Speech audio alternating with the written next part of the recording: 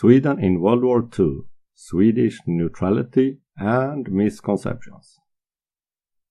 Sweden was not a strictly neutral country during World War II, sometimes by choice and other times forced to step away from it. And in this video I will attempt to clarify what neutrality is and the most common misconceptions regarding Swedish neutrality. First of all, we need to know the legal foundation for neutrality. In this case, it is the Hague Convention of 18th of October 1907. This convention has nothing to do with morality. It is just a set of rules for what makes a country neutral or not, and what a neutral country can do. It also covers what a warring country can do. Section 5 handles neutrality, so this is the section we'll be focusing on. So, now we have the foundation for the term neutrality. And so we can see when Sweden was or was not neutral during World War II. When war broke out in September 1939, Sweden declared itself neutral in that conflict, and remained so for the whole war. However, when Soviet Union attacked Finland on the 30th of November 1939, in the so-called Winter War, Sweden declared itself non-belligerent for that conflict, but it was still neutral for all the other conflicts contained in World War II. Non-belligerent is really not a legal term.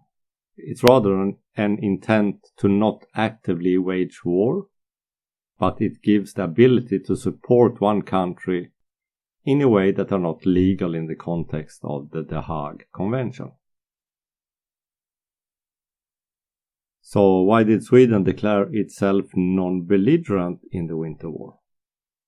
Well, the country wanted to support Finland because of the close ties between the countries, and also because the traditional Swedish enemy had always been Russia.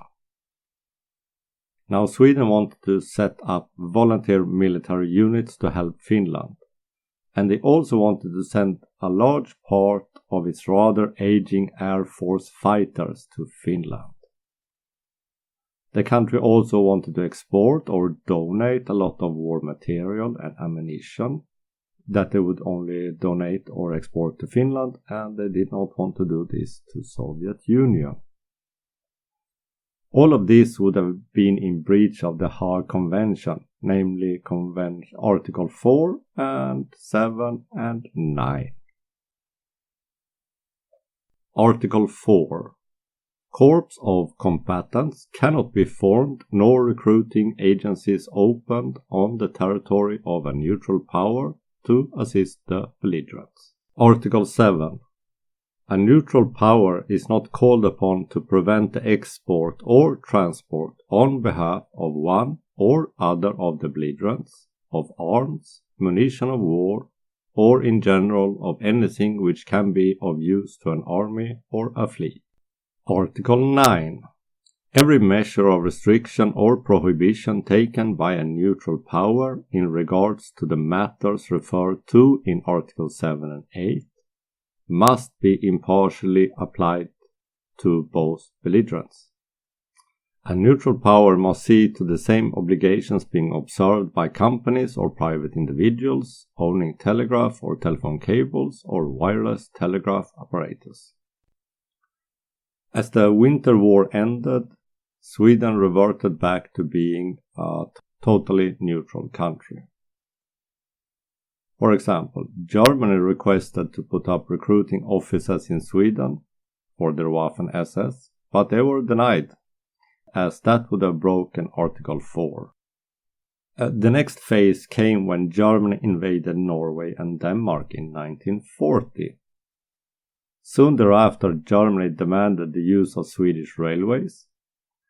It started transiting soldiers, then war material.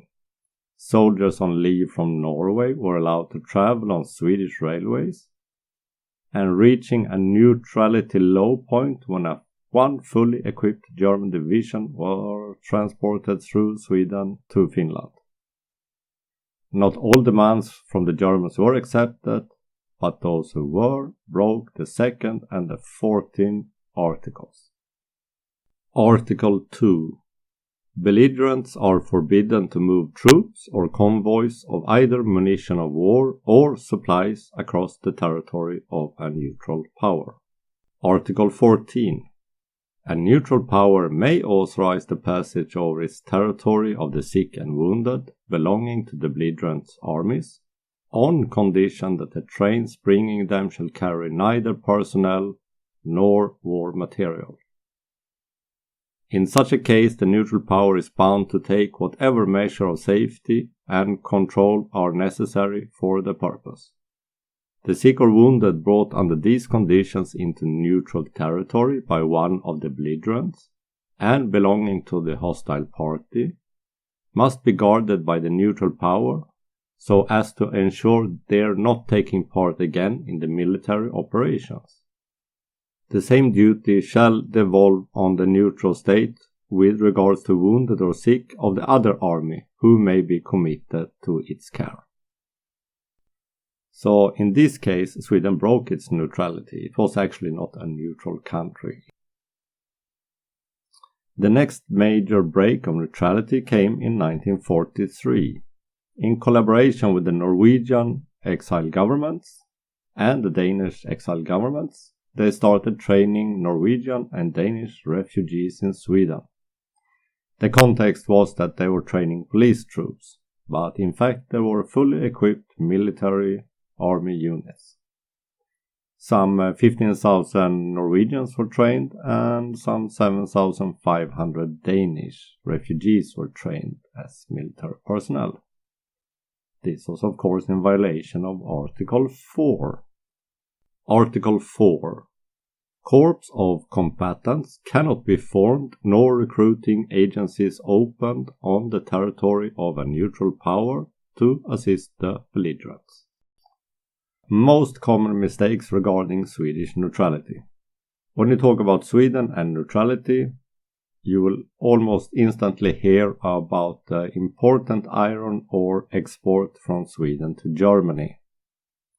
To a lesser degree, people will mention the ball bearing export that also went to Germany. Now, people will say that the fact that Sweden exported iron ore to Germany shows that they were actually not a neutral country. But those kinds of export has nothing to do with neutrality or not, as the Hague Convention doesn't mention these kind of exports. It is true that Sweden did not export as much iron ore to the Allies, but trade with Allied countries had been cut off in 1940. We also exported ball bearings to UK during the war, and that happened even when Sweden was under the most heavy blockades during 1940 and 45. So, the fact that Sweden exported iron ore has nothing to do with neutrality. Whether that was right or wrong is of course another matter. My personal opinion is that they could have cut it more than they did, and earlier than they did. Why Sweden did not fight in World War II? A diplomat once answered this question with a counter question. Who should we have declared war on? Today, the answer would obviously be Nazi Germany, but in 1939 that was not so clear-cut from a Swedish perspective. A more likely foe would have been Soviet Union when it attacked Finland in 1939. One can only imagine that Sweden declares war on Soviet Union in 1939 to support Finland. And after Germany attacks Norway-Denmark, Sweden declares war on Germany, ending up with a small country with a very weak army fighting the two major powers on continental Europe. That is not a great move. It's not exactly the same, but it's a similar reason to why UK and France did not declare war on Soviet Union when they joined Germany in carving up Poland in 1939. They specifically stated in their alliance with Poland that it was only from an attack coming from Germany. And that is a really realistic point of view, because the Allies could not have made war against both Germany and the Soviet Union, and especially not in 1939. It was just not realistic. Sweden declared itself neutral, but broke it in several areas and at several times. It tried to stick to neutrality when it could, but it gave in to German demands on several occasions, and to the Allies later in the war.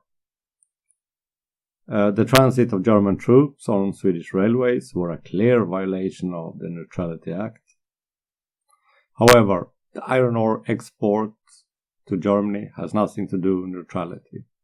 Sweden could have exported much more iron ore or much less, and it would still have been a neutral country, because the Hague Convention does not cover iron export, or any other export that is not specifically for war materials.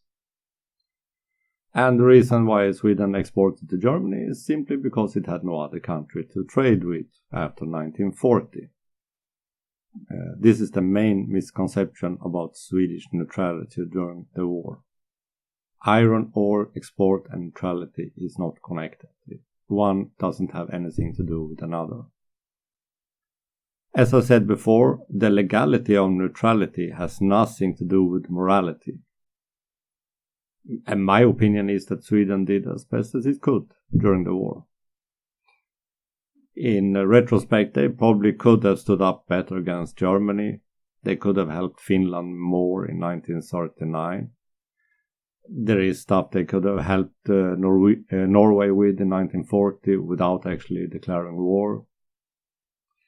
Had Sweden been occupied, we would have seen the same quislings and the same resistance as in Norway and Denmark. Especially early in the war, when some people in the army were pretty pro-Germany.